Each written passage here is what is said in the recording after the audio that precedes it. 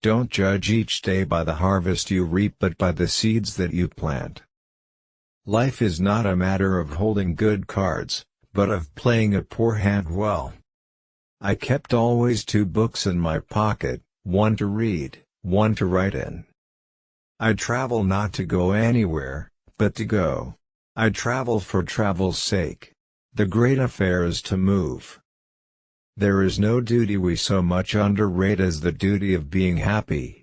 By being happy we sow anonymous benefits upon the world. We are all travelers in the wilderness of this world, and the best we can find in our travels is an honest friend. Keep your fears to yourself, but share your courage with others. You think those dogs will not be in heaven? I tell you they will be there long before any of us.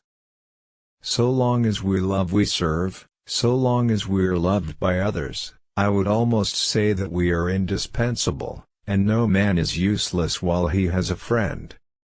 There are no foreign lands. It is the traveler only who is foreign. Quiet minds cannot be perplexed or frightened but go on in fortune or misfortune at their own private pace, like a clock during a thunderstorm. To be what we are, and to become what we are capable of becoming, is the only end of life. The saints are the sinners who keep on trying. You can give without loving, but you can never love without giving. To know what you prefer instead of humbly saying amen to what the world tells you you ought to prefer, is to have kept your soul alive. If I am the chief of sinners, I am the chief of sufferers also. Sir, with no intention to take offense, I deny your right to put words into my mouth. The difficulty of literature is not to write, but to write what you mean, not to affect your reader, but to affect him precisely as you wish. There are 2 things that men should never weary of, goodness and humility. We get none too much of them in this rough world among cold, proud people. You cannot run away from a weakness, you must sometimes fight it out or perish. And if that be so, why not now and where you stand? 15 men on the dead man's chest, yo ho ho, and a bottle of rum. Drink and the devil had done for the rest, yo ho ho, and a bottle of rum. I sat in the sun on a bench, the animal within me licking the chops of memory, the spiritual side a little drowsed, promising subsequent penitence, but not yet moved to begin. Our business in life is not to succeed, but to continue to fail in good spirits. I regard you with an indifference closely bordering on aversion. There comes an end to all things, the most capacious measure is filled at last, and this brief condescension to evil finally destroyed the balance of my soul.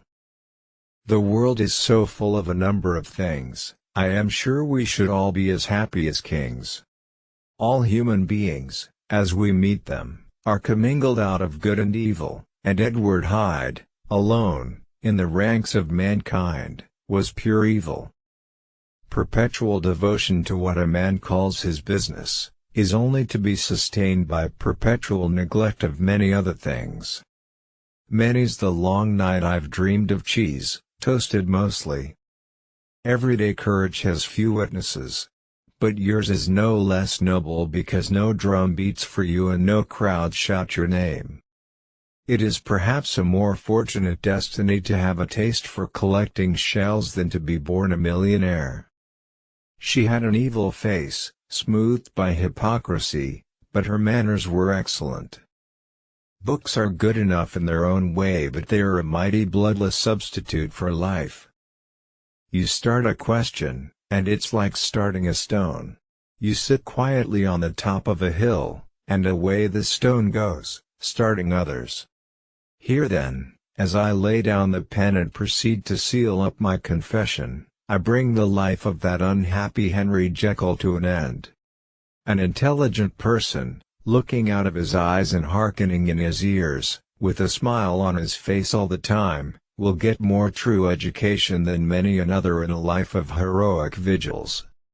To know what you prefer instead of humbly saying amen to what the world tells you you ought to prefer, is to have kept your soul alive.